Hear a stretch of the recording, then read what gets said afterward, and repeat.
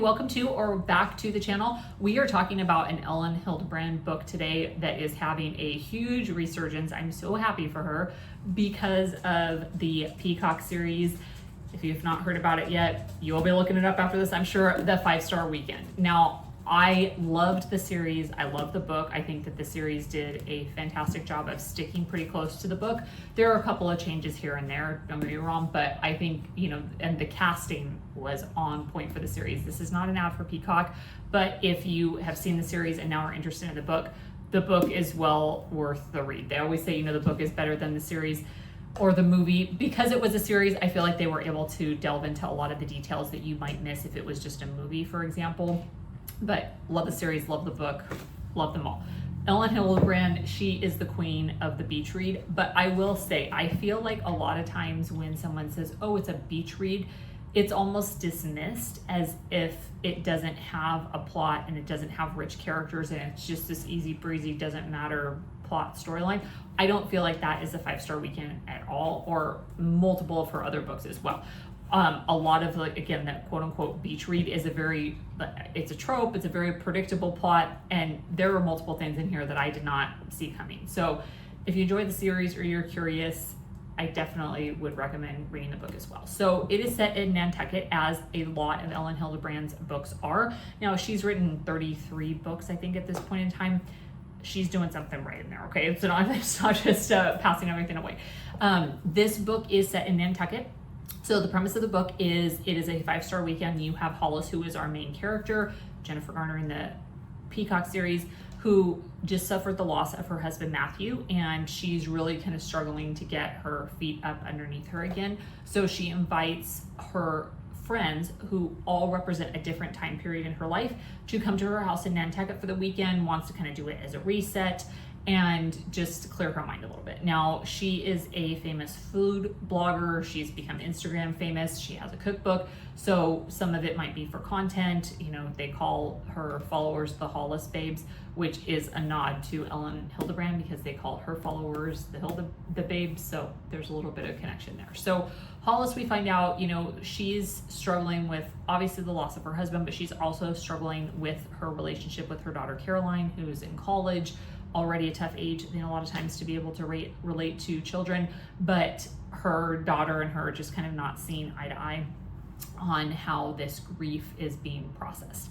Her daughter Caroline is pretty critical of her and feels like she's just rushing to move on, when Hollis is feeling like she's not rushing to move on at all. She feels like she's really stuck and can't move on.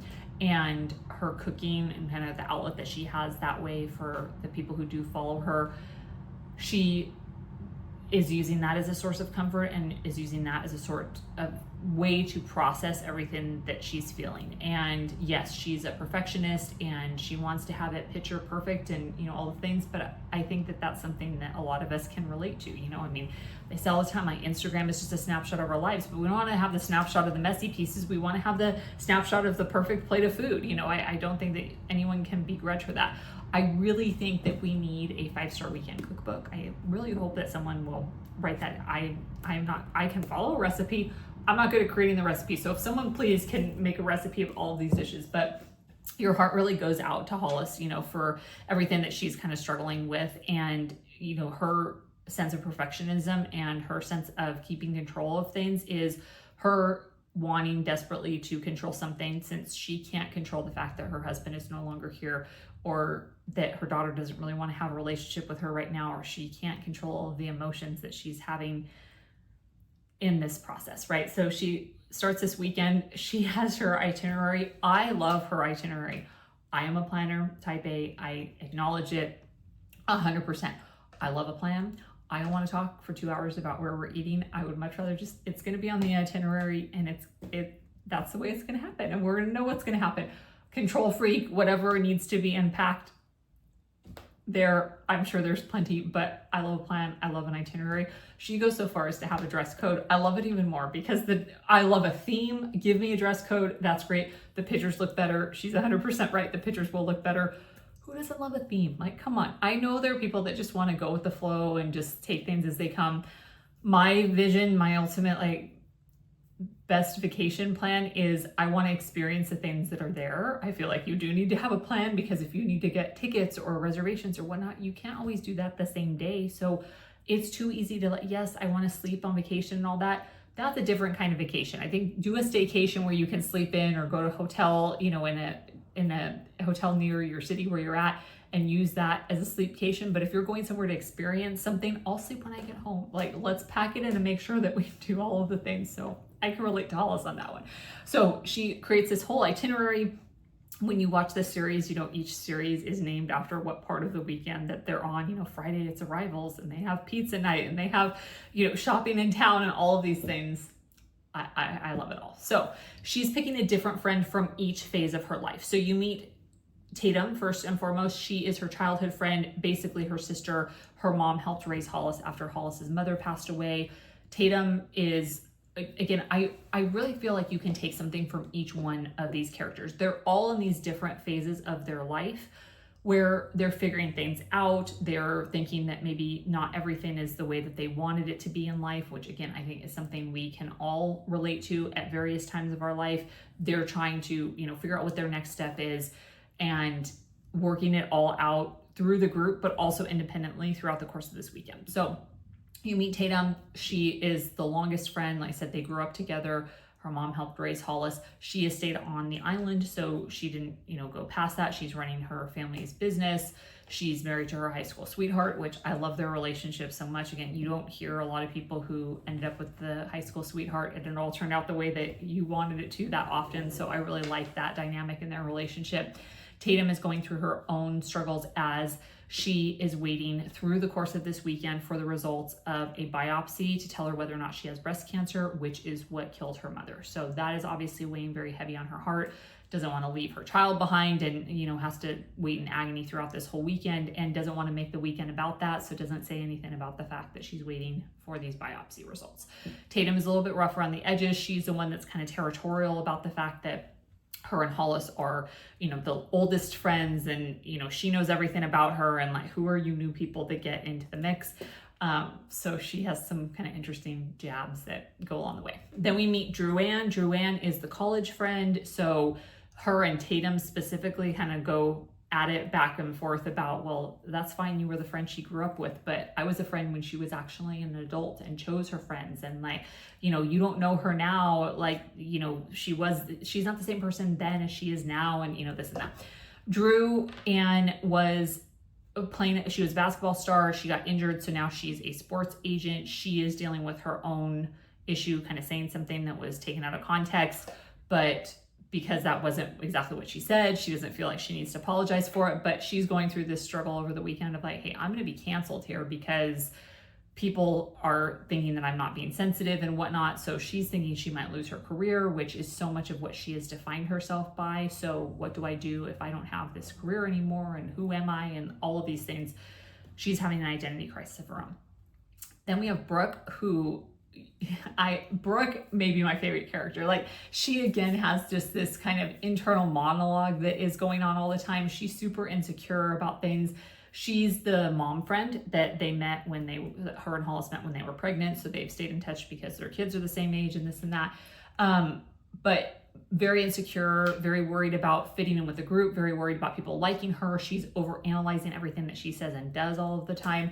In this series, she's talking super fast, and like I said, she wants to be friends with everybody, but she doesn't want to be too much, but she's being too much by being worried about being too much, and this whole thing. And so in the series, they say, we're gonna need a safe word with you, and she's like, oh, that's great, caca. It's one of my favorite lines in the series. They need it in the book too, of sometimes you need a safe word with that friend. But at her core, she's a super loyal person. She's super loving, super intentional about wanting the best for people and wanting to be there for people. She's in this horrible marriage with Charlie, who again, we need to do something. We need to do something with him. He needs to be voted off the island in more ways than one, but her heart is in the right place. So Brooke is a mom friend, and she still has a mean girl in the mix. You meet Electra, also, who was just cast phenomenally in the series, but that's Brooke. And then we meet Gigi, who is the newer friend. She is the friend from Hollis's career. She's a follower of hers. That's how they connected over the internet. And Hollis is finding that Gigi is easier for her to relate to in some ways because she hasn't known her as long, she hasn't known her as deeply as some of these other friendships. So she feels like she can be a little bit more honest, because with Dru-Ann, with Tatum, with Brooke, like they're trying to draw out all of these emotions from her, and Gigi just kind of takes a step back and like, hey, I'm just here to listen. She's the cool girl, she's super chic, she's a pilot, like she's got it all together all the time. And so Hollis is drawn to that because I think there's a lot of Gigi that she wishes that she could be, and she just kind of feels like she's a little bit of a mess along the way. So I love an ensemble cast because even when you're reading the book, I think of them as a cast, right? As a cast of characters. I love that there are multiple people. It's a number one that you can relate to and you can pull different things from. But if you don't connect with a specific character, and there's 5 of them that you're following, well, it's only be a couple chapters before we're talking another character, right? If you don't connect with the main character, then there's only one main character, that's very difficult then to continue the book. So I said, perfect summer read. I read it in a couple of days. I said, the series is fantastic as well. You really start to become invested in all of these women. And again, I think there's something that we can all relate to in each one. Of course, the inevitable question is, if you had your own 5-star weekend, who would you invite? Not all of your friends, especially if they don't know each other, all connect with each other all the time. Just because they're friends with you doesn't mean that they can all be friends with each other. I think there is a little bit of a reckoning that comes with that, but they all, I think can start to appreciate the things in different people. But it's also a lot to, especially if you have people who you haven't seen in a long time, all of a sudden you're all in the same house for an entire weekend and doing everything together and eating every meal together, and there's bound to be some drama. That's a lot all at once, but it was a very enjoyable read. I said, I would love to hear who would be your 5 stars that you would invite to your weekend, and who do you relate to the most? Who are you in the friend group, and do you have friends who are these other characters in the friend group? I feel like there's going to be t-shirts or something because the series is so popular right now that's going to be like Team Brooke or Team Dru-Ann or whoever it is. But I loved all of the characters. I love Ellen's writing and just her descriptions of Nantucket and just the perfect beach town. She's lived there for 30 some odd years, so no one knows it as well as she does, and she does a fantastic job of sharing it with us. So let me know what you think. Who are your 5 stars, and which of these stars are you?